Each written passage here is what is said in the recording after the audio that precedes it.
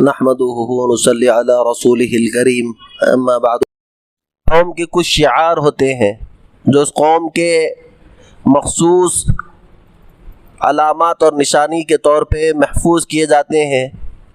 مثال کے طور پہ ہمارے برادران وطن میں سکھ برادری ہے، ان کی پگڑی وہ ان کی نشانی ہے۔ کوئی اگر پگڑی کا مذاق اڑا دے، پگڑی کے ساتھ چھیڑ چھاڑ کرے تو قوم بڑی غیور ہے اس معاملے میں، وہ کسی قسم کی ذرا برابر بھی بےہودگی کو اور بے حرمتی کو گوارا نہیں کرتے۔ اسی طرح ہر قوم کے کچھ مخصوص نشانیاں ہوتی ہیں، وہ قوم اپنے مخصوص نشانیوں کے ساتھ چھیڑ چھاڑ کو ہرگز برداشت نہیں کرتی۔ اسی طرح اسلامی شعار بھی ہیں، اسلامی نشانیاں بھی ہیں۔ ان اسلامی شعار میں ایک اذان جو ہم دن میں اور رات میں 5 وقت سنتے ہیں، اللہ اکبر اللہ اکبر، یہ اذان اسلامی شعار ہے۔ وقت کے ساتھ ساتھ دھیرے دھیرے یہ اذان بھی بہت زیادہ فرقہ پرستوں کو چبھ رہی ہے، اور فرقہ پرست دھیرے دھیرے الگ الگ کسی نہ کسی بہانے سے اذان کو ٹارگٹ کرتے ہیں، اور وہ کریں گے۔ وہ ہرگز اس بات کو برداشت نہیں کرتے کہ اللہ اکبر کی اذان آسمانوں پہ گونجے، اللہ کی بڑائی، رسول پاک علیہ الصلوۃ والسلام کی وحدانیت، اس کی قدرت گونجے، اس کو گوارا نہیں کرتے۔ الگ الگ موقعوں پر کسی نہ کسی انداز سے یہ اذان کے معاملے میں رکاوٹیں کرنا چاہتے ہیں اور کرتے رہیں گے۔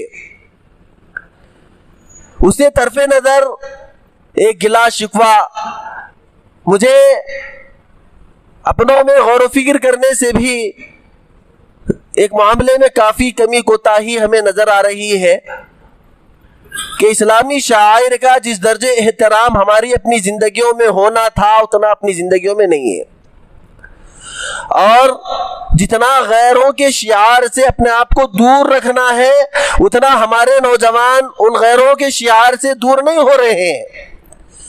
کوئی موقع غیروں کے تہواروں کا ہو جو خالص ان کے مذہبی شعار کی علامت ہے، ہمارے نوجوان اس کے جلوس میں بھی جا رہے ہیں، کھڑ کے اس بےہودگیوں کو ہم دیکھ بھی رہے ہیں۔ حالانکہ دونوں چیزوں میں اچھی طرح ہم کو سمجھنا ہے کہ غیروں کے شعار کو اپنانا نہیں ہے اور اپنے شعار کا حد درجے احترام بھی کرنا ہے۔ تو دونوں اعتبار سے کمی کوتاہی ہو رہی ہے۔ ہم غیروں کے شعار میں جا رہے ہیں اور لال ٹپکا رہے ہیں، کاش ہمارے یہاں بھی ایسا ہوتا تو ہم بھی ایسی بےہودگیوں کو ہم کرتے۔ ابھی نیو ایئر کا موقع ہو یا کرسمس کے موقع ہو یا ہمارے برادران وطن کے حال ہی میں ایک تہوار گزرا ہے، کئی ہمارے مسلم نوجوانوں کو دیکھنے میں آیا ہے کہ وہ کھڑ کے ان ناچ گانوں کو اور ان چیزوں کو گویا اپنی زبان حال سے یوں کہتے ہیں، کاش ہمارے یہاں بھی یوں ہوتا، کچھ ناچنے گانے کا موقع ہوتا تو ہم بھی 2 قدم آگے رہتے۔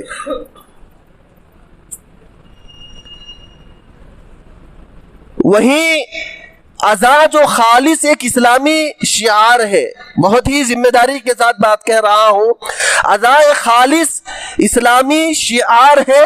اذان کی بے حرمتی، اذان کا احترام نہیں کرنے کی وجہ سے حضرت شاہ عبدالعزیز محدث دہلوی رحمۃ اللہ علیہ نے اپنی کتاب میں لکھا ہے کہ جو آدمی اذان کی بے حرمتی کرتا ہے، اذان کا احترام نہیں کرتا، بہت ممکن ہے کہ اس کو موت کے وقت کلمہ نصیب نہ ہو۔ اذان آج سے جب سوشل میڈیا کا دور عام نہیں ہوا تھا، موبائل میں اتنا ناچ گانا اور سنیما بینی اور کرکٹ کا جنون ہمارے دماغوں پہ اتنا نہیں چڑھا تھا، اس وقت تک جو لوگ بھی سنیما دیکھتے تھے، جیسے ہی اذان کی آواز کان میں پڑتی فوراً ناچ گانے کو، میوزک کو اور اپنے جتنے دنیاوی مشغولات میں لگے ہوئے ہیں سارے مشغولیات کو چھوڑ چھاڑ کے آدمی اذان کا جواب دیا کرتا تھا۔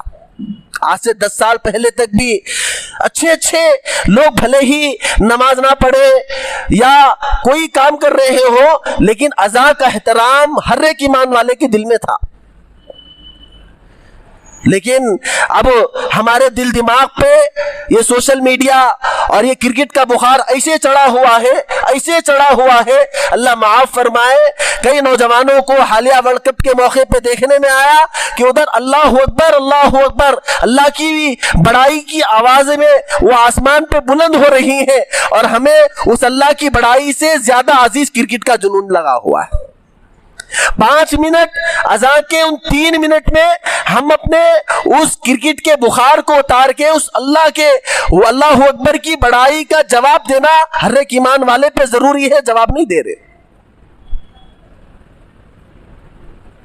تو یہ اذان ایک اسلامی عمل ہے، ایک شرعی عمل ہے، ایک اسلامی شعار ہے. اس اذان کی برکت سے اللہ پاک قسمتوں کو کھولتے ہیں، بلاؤں کو دور کرتے ہیں، مصیبتوں کو دور کرتے ہیں.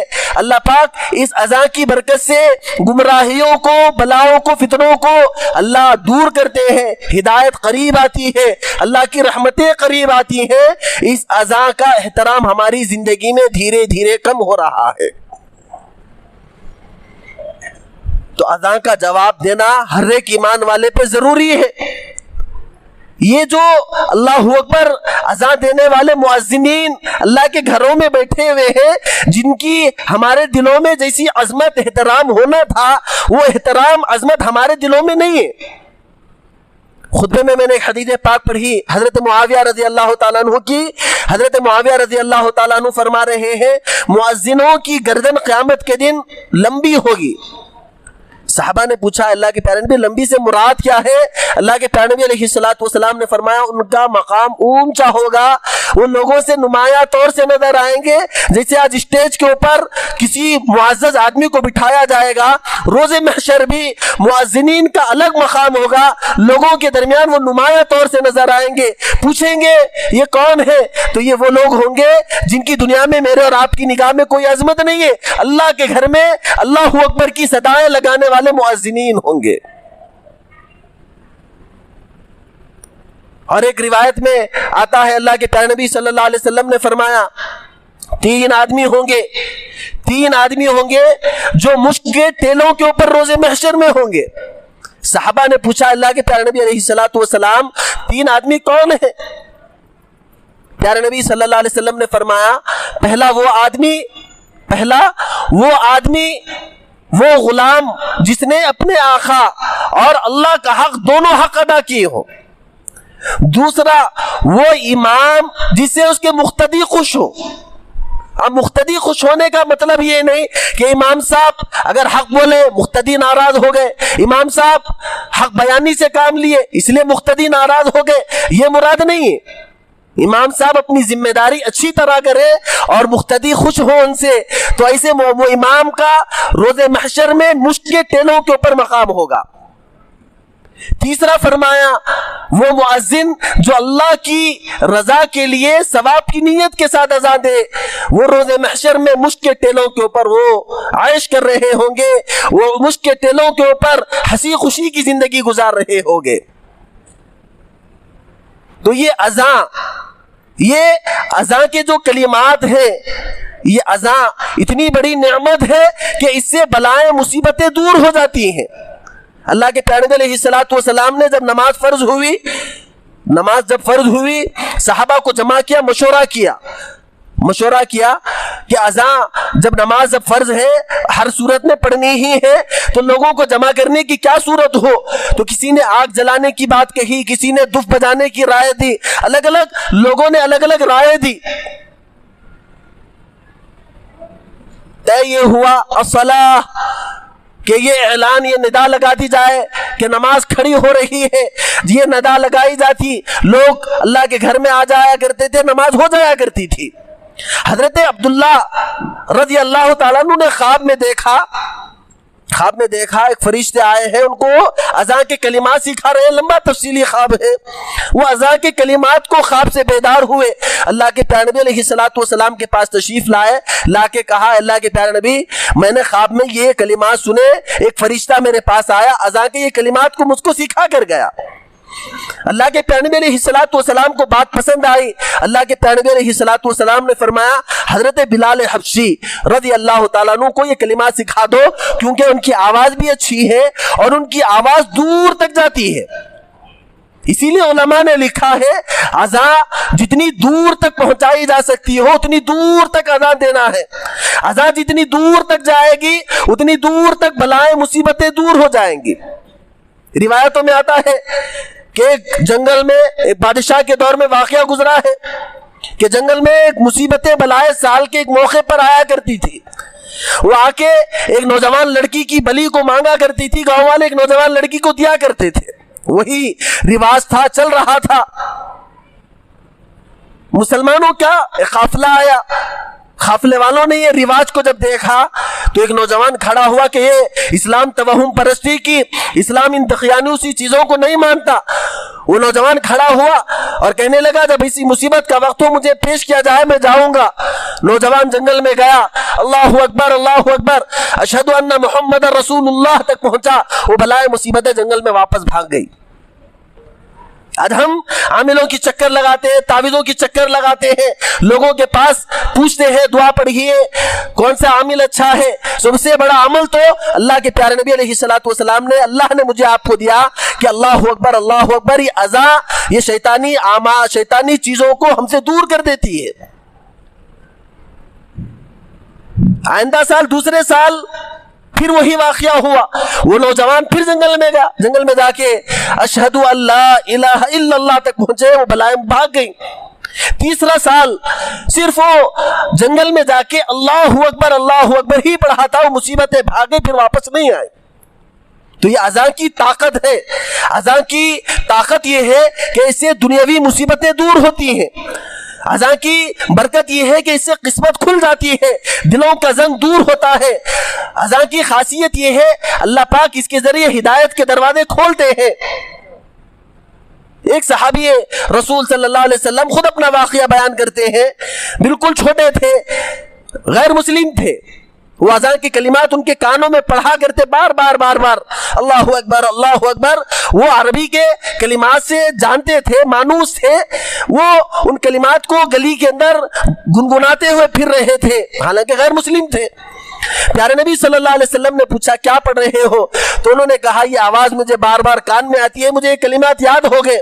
تو اللہ کے پیارے نبی علیہ السلام نے شفقت سے ان کے سر کے اوپر ہاتھ کو پھیرا،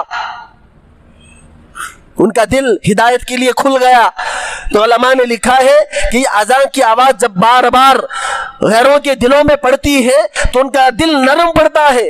جہاں پہ اذان کی آوازیں، اللہ اکبر کی ندائیں، اللہ اکبر کی صدائیں رک جاتی ہیں تو پھر وہ دل ایمان سے، اسلام سے، ہدایت سے جلد مانوس نہیں ہوتے۔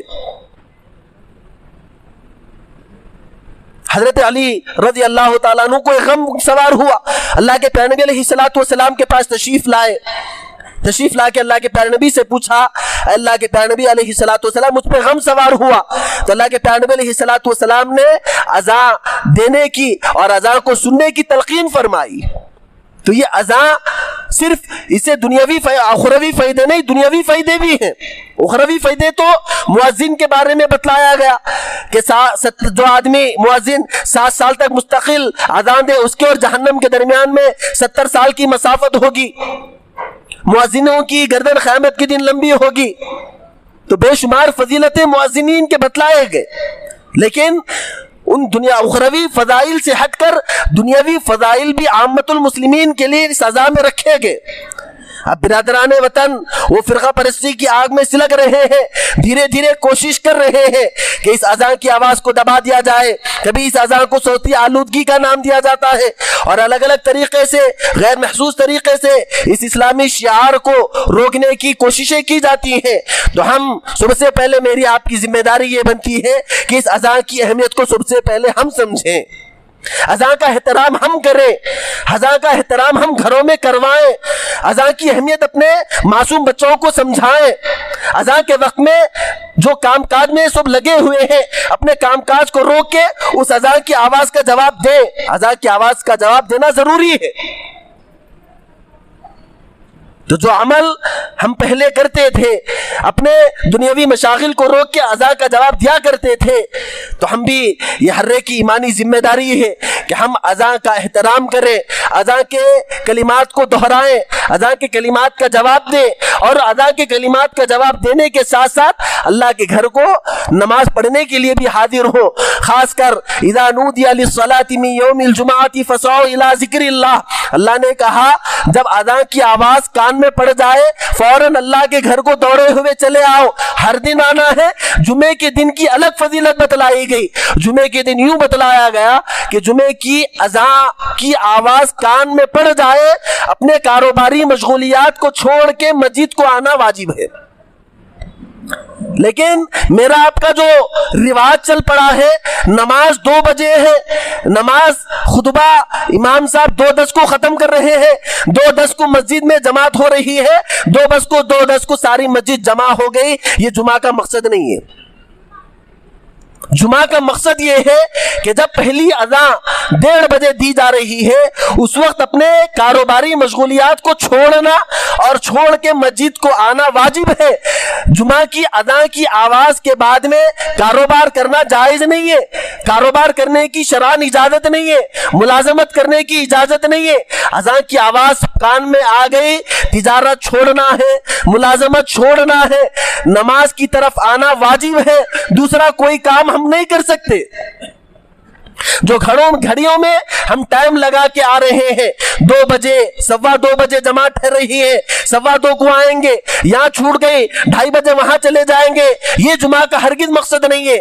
جمعہ کا مقصد یہ ہے اذان کی آواز کان میں آ جائے، کلام اللہ میں اللہ کہہ رہے ہیں، اپنی تجارتی سرگرمیوں کو چھوڑ کے اللہ کے گھر کو آ جاؤ۔ تو ہم کوشش کرنا ہے، ماحول بنانا ہے۔ جمعے کا احترام یہ بھی شعائر اسلام میں سے ہے۔ جمعے کے دن ہم خوب اہتمام کریں، نہا رہے ہیں، نئے صاف کپڑے پہن رہے ہیں، خوشبو لگا رہے ہیں، اور ایک کام جمعے کا یہ بھی کر لیں کہ ہم اللہ کے گھر میں جلد پہنچنے کی کوشش کریں۔ اللہ رب العزت سے دعا فرمائے کہ اللہ پاک مجھے آپ کو عمل کی توفیق نصیب فرمائے۔ آمین وآخر دعوانا الحمدللہ رب العالمین۔